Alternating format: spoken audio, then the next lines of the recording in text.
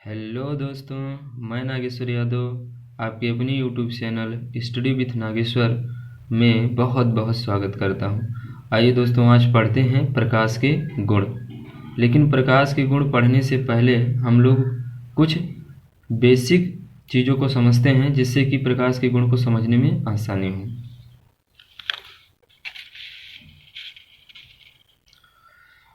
बात करते हैं प्रकाश है क्या, तो मैंने आपको बताया था प्रकाश एक ऐसा भौतिक साधन है जिसकी सहायता से हम किसी वस्तु को देख सकते हैं। यह प्रकाश हमारे दृष्टि ज्ञान को जागृत करती है। अच्छा, अब बात करते हैं प्रकाश की क्या है। तो विज्ञान की वह शाखा जिसके अंतर्गत हम प्रकाश के गुणों का अध्ययन करते हैं उसे हम लोग प्रकाश की कहते हैं। प्रकाश की क्या है? विज्ञान की वह शाखा जिसके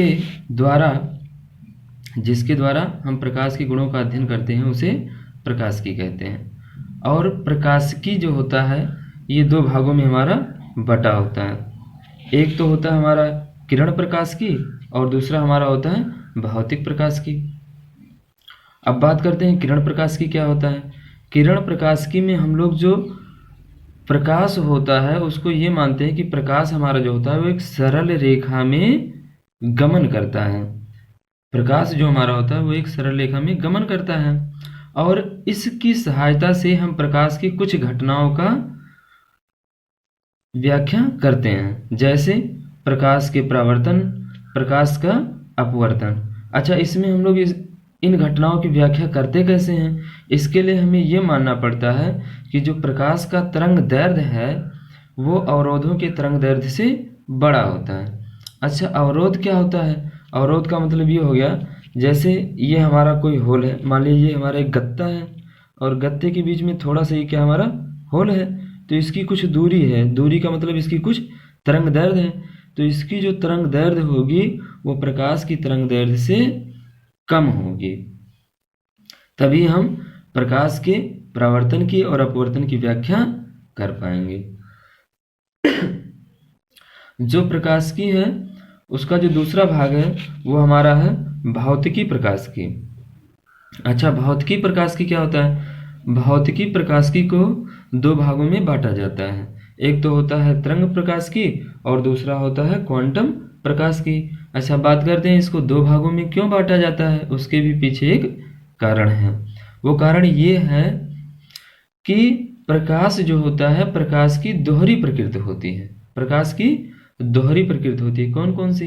एक तो ये होता है कि प्रकाश हमारा जो होता है वो तरंगों के रूप में चलता है, ऐसे ऐसे चलता है, तरंगों के रूप में चलता है। और दूसरी कि प्रकाश जो होता है, प्रकाश का जब उत्सर्जन होता है तो वो छोटे छोटे पैकेटों अथवा बंडलों के रूप में होता है, ऐसे ऐसे, जिसे हम लोग फोटान कहते हैं। यानी प्रकाश को हम कण भी मानते हैं कि प्रकाश जो होता है वो छोटे छोटे कणों से मिलकर बना होता है।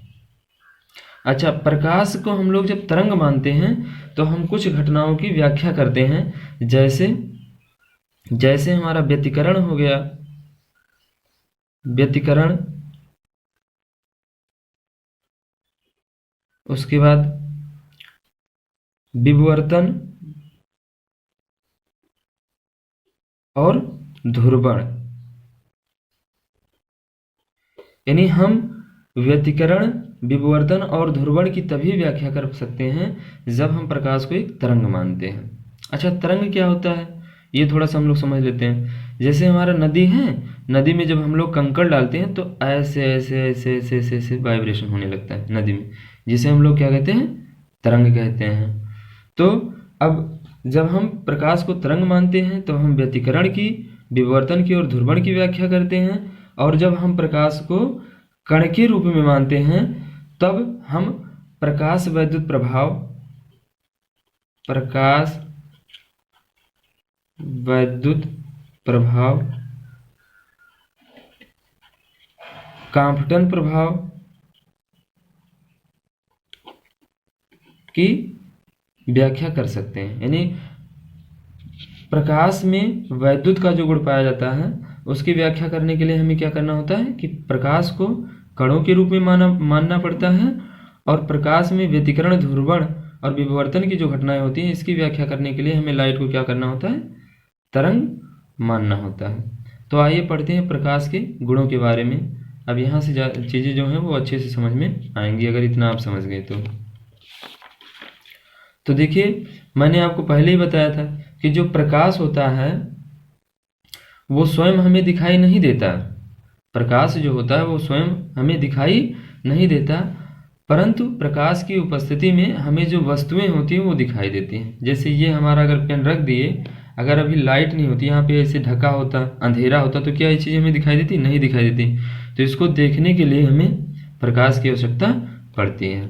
दूसरी चीज़ क्या होता है, प्रकाश जो होता है, प्रकाश के चलने के लिए माध्यम की आवश्यकता नहीं होती। यानी जो हमारा प्रकाश होता है वो बिना माध्यम के चल सकता है।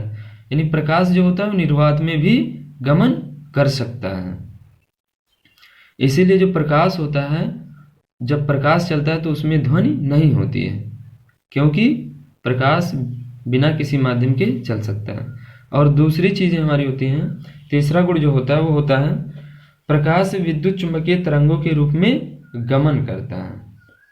यानी जो लाइट होता है विद्युत चुंबकीय तरंगों के रूप में गमन करता है। अच्छा, इसका मतलब क्या हुआ? यानी प्रकाश जो होता है उसमें विद्युत के भी गुण पाए जाते हैं और चुंबक के गुण भी पाए जाते हैं। क्यों? क्योंकि जब किसी चुंबकीय क्षेत्र में परिवर्तन होता है तो उसमें वैद्युत धारा उत्पन्न होता है, ऐसा बताया था हमारे फैराडे ने। यानी जब चुंबकीय क्षेत्र में परिवर्तन होगा तो उसमें विद्युत धारा उत्पन्न होती है, फैराडे ने बताया। और मैक्सवेल साहब ने बताया कि जब विद्युत धारा में परिवर्तन किया जाता है समय के अनुसार तो उसमें चुंबकीय क्षेत्र उत्पन्न होता है। इसीलिए जो प्रकाश होता है वो एक विद्युत चुंबकीय तरंगों के रूप में गमन करता है।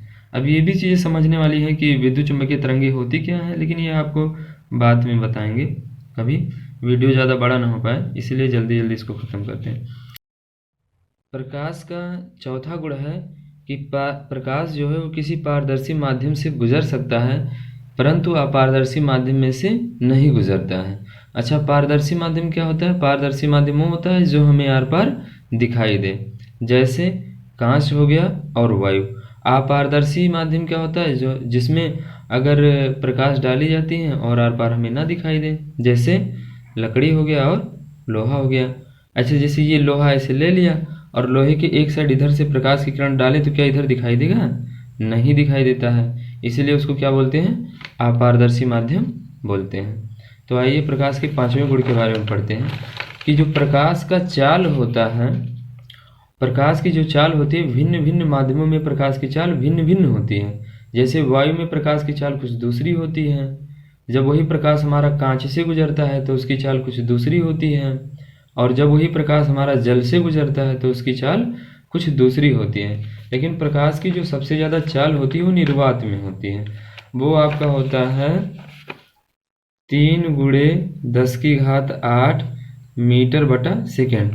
इसका मतलब ये हो गया कि अगर हम इसको किलोमीटर में बनाएं तो पहले तो 8 जीरो है तो हम लोग 8 जीरो बढ़ा देते हैं, 4 और 3 साथ एक और बढ़ाएं, इतना मीटर बटा सेकेंड। अब इसको किलोमीटर में बनाना है तो हम लोग 1000 से भाग कर देंगे। तो जब 1000 से भाग करेंगे तो बचेगा कितना? 5 जीरो बचेगा, क्योंकि 3 जीरो आपका क्या होगा? कट जाएगा। इतना किलोमीटर प्रति सेकेंड।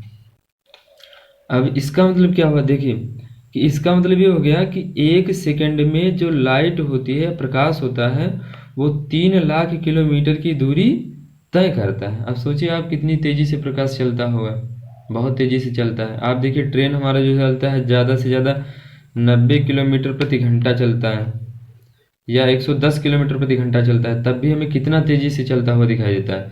तो लाइट तो 1 सेकेंड में हमारा 3 लाख किलोमीटर दूरी चलता है ना यारो। तो ये बताओ कितनी तेज़ी से चलता होगा? बहुत तेज़ी से चलता है, क्योंकि पृथ्वी से सूर्य की जो दूरी है बहुत ज़्यादा है, और फिर भी लाइट को वहाँ से यहाँ तक आने में लगभग 8.3 मिनट ही लगते हैं। सोचिए कितनी तेज़ी से चलता है। यानी लाइट जो हमारा होता है बहुत तेज़ी से चलता है, यानी प्रकाश की जो चाल होती है बहुत ज़्यादा होती है।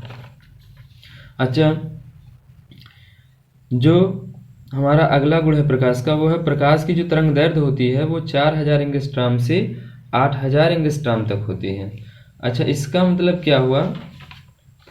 तरंग दैर्ध्य, दृश्य प्रकाश तरंग दैर्ध्य क्या होता है? जैसे ये लाइट है, ये मान लीजिए सूर्य है आपका, तो यहाँ जब सूर्य से प्रकाश की किरणें निकलती हैं तो बहुत सारे प्रकाश की किरणें निकलती हैं, यहाँ से बहुत सारे प्रकाश की किरणें होती हैं, लेकिन कुछ ही प्रकाश की किरणें होती हैं जो हम देख पाते हैं, जिसे हम लोग दृश्य प्रकाश की किरणें कहते हैं। इनमें जो होता है बैगनी का जो प्रकाश होता है तरंग दैर्ध्य वो सबसे कम होता है, और लाल का जो होता है वो सबसे ज़्यादा होता है। और ये होता है आपका 4000 एंगस्ट्रॉम से 8000 एंगस्ट्रॉम तक। यानी 4000 एंगस्ट्रॉम का मतलब हो गया 4 × 10⁻⁷ मीटर। 1 एंगस्ट्रॉम बराबर होता है 10⁻⁻10 मीटर। ठीक है, तो अगर हम बात करें दृश्य प्रकाश की तरंग दैर्ध्य जो होती है वो 4 × 10⁻⁷ से 8 ×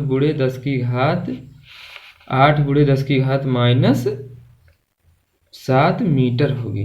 यानी तरंग दैर्ध्य एक प्रकार की दूरी है, आप समझ लीजिए इतनी दूरी तक वो चल सकता है। क्योंकि सभी प्रकाश की किरणें जो होती हैं, जैसे बहुत सारी प्रकाश की किरणें यहाँ से जब निकलती हैं तो सभी प्रकाश की किरणें पृथ्वी तक नहीं पहुँचती हैं, कुछ ही प्रकाश की किरणें पहुँचती हैं जिसकी तरंग दैर्ध्य ज़्यादा होती है, यानी जो ज़्यादा दूरी तय करता है वही पहुँचता है। और कुछ प्रकाश की किरणें जो होती है आकाश में ही रुक जाती है। वो आपको जब प्रकाश का परिकिरणन पढ़ाया जाएगा तब उसमें बताया जाएगा। अच्छा, मैंने आपको पहले ही बता दिया प्रकाश जो होता है उसके अंदर तरंग के भी गुण पाए जाते हैं, जिसके कारण हम कुछ घटनाओं की व्याख्या करते हैं, जैसे हमारा व्यतिकरण हो गया, विवर्तन हो गया और ध्रुवण हो गया। तो बस प्रकाश के गुण यहीं से आपके समाप्त होते हैं। अगर वीडियो आपको पसंद आए तो हमारे चैनल को लाइक करें, सब्सक्राइब करें और कमेंट करें।